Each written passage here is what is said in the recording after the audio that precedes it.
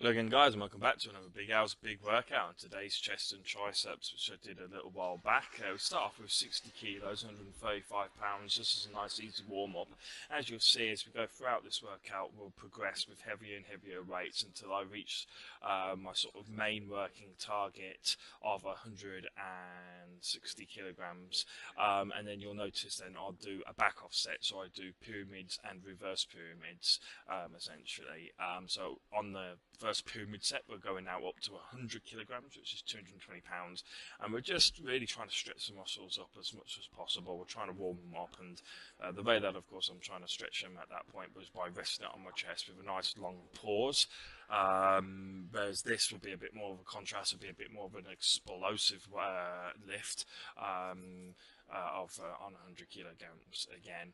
Now, well, actually, you can say actually still I'm pausing it, but the main reason I do that is sometimes there's no harm, guys, in if you're struggling with a weight or if you don't feel warmed up, you don't have to increase the weight. You can wait. You wait until it feels good, and it doesn't matter if you spend 4 or 5 sets on the same weight without going up. You can do that, and you don't have to do it on every set. I only did it on 100. Every other weight felt okay, but on 100 kilos, I felt like I needed a little bit more effort just to warm up my shoulders. So already I'm up to 120 kilograms. It still feels nice, light and easy. Today, I mean, the workout that I did here, I must admit, guys, I didn't feel in the best of shape.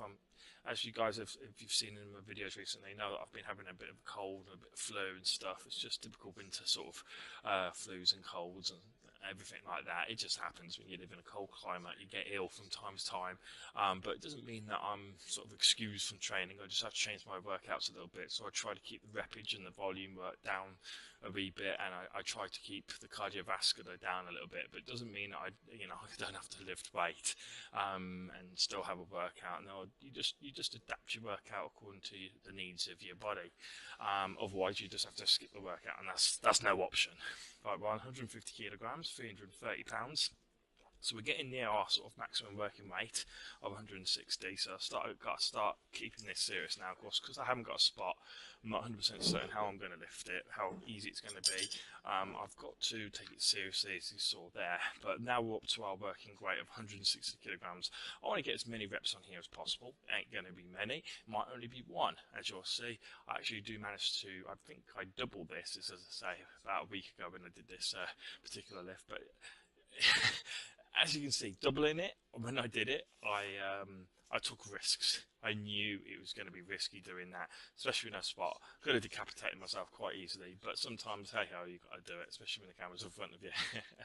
But it's a little bit of fun afterwards, because 160 kilograms, it's not like I did 3 or 4 reps, which I would have been very pleased with. I thought, well, I'll take it down to 100 kilograms and I'll have some fun now. I'll punish myself or sort of, really get some work doing here. So I think I do 20 reps in this particular set.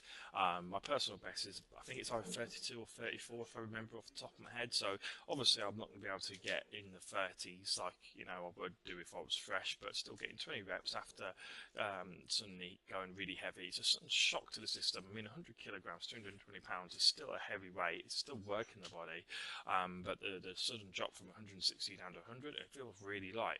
And this is me again doing it and again another set of 100 kilograms because I want to work the volume. And you can see in this set I get a lot more tired. I go for 10 reps, but I fell the 10th rep and just about managed to rack it again, nearly take my head off. So it's one of those, sometimes you've got to push it to the point where death or glory sort of thing. Not that I recommend that, guys, but you can see I'm getting really tired here. I'm having to rest on my chest, trying to get some energy, and I have to rack it on the first rung. It's just one of those things, but still very, very good workout. Really enjoyed it, and I thought I'd finish it off with a bit of triceps. Now on this machine, normally I would face the other way, but if I was to do that, you guys wouldn't actually see anything. So I thought, well, I'm going to face the camera, and I'll show you a little bit of what you can do for triceps. Now, it's a fairly lightweight, as you can see, on the rack at the moment, but we changed that around, power play around. This is me just feeling it. The first one is where you kind of like where you split the rope and you hit the heads of the triceps, really, really sort of focusing on them. And I do single arm tricep push downs, and then I do overhead tricep pushes.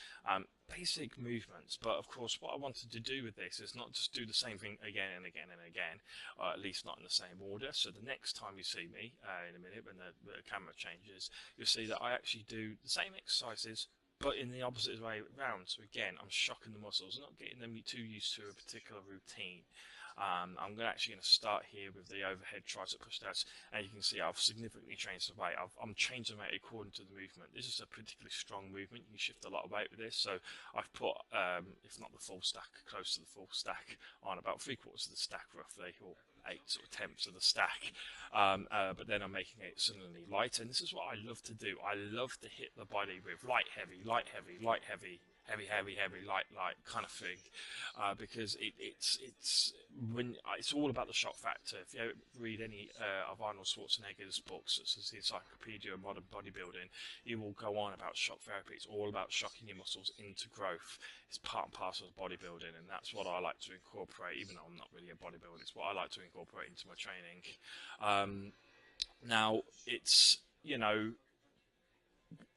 fair enough doing that, but you still need to do the work as well. You can't just rely on a couple of sets and that. You have to hit them. You can't just do what I'm doing at the moment. You always have to start with your compound lifts, guys. So always start off with either bench press, squat or deadlift, and then do these kind of workouts that I'm doing here afterwards. Rather than before, because if you do it before, you're going to be too tired to do the compound lifts. I'm actually just doing a new movement here, one that I didn't do on the others, just where you're bent over, and it's sort of just basically hitting the triceps from all different angles, making sure they're completely blown out. Now, what I like to do as part of my chest workout is I like to stretch off my chest by hanging on the chin bar. I find it particularly useful for opening up the joint, especially around the back after deadlift as well. I like to do it, but I thought, I might as well, whilst I'm hanging on the bar, at least do some chins. I'm not the best at chins, but I can do them, as you can see. So it's like getting a sort of a mini back workout on top of my chest, but I just find it makes the pump that extra little bit extra goodness to it, and there's no harm in doing that little bit of extra work. Now I'm going to leave you now at the end of the video just with this. I always incorporate at least some form of cardio into my workouts, and with chest I always find it's a nice way to loosen off at the end with a bit of shadow boxing and a bit of bag work. Yeah, I will warn you guys, if you see this in comparison to my actual proper boxing videos where I'm going in fresh, or I'm there actually doing my boxing, you can see I'm a little bit sluggish here. I'm actually watching it back. I'm not as bad as what I feel. I feel really shit here in my head. I feel like I'm sluggish and I'm slow and I'm not very precise. I'm not doing particularly good technique. But looking back, actually I wasn't too bad. I sort of persevered a little bit more. But just doing these basic movements, guys, just loosens the shoulders, keeps them supple, stops you stiffening up, which is of course a problem with a lot of weightlifters, is you can get very, very stiff and sort of used to certain very precise movements, i.e. the compound lifts, and if you're taking outside of those range of movements, that's when you pull your muscles. So it's always good to incorporate something else into your workouts, like boxing or anything along these lines, some form of cardio, just to keep the muscles supple. Now, I don't do very well here again on the bag, because I just feel like I've lost a lot of the power, but I'm hitting the bag. So actually I think I've been overcritical at the end and maybe should have persevered, but it just shows you guys my head was so tired at the end of this workout that I was convinced my body was mangled. So I ended it there, and I'm going to end it the video.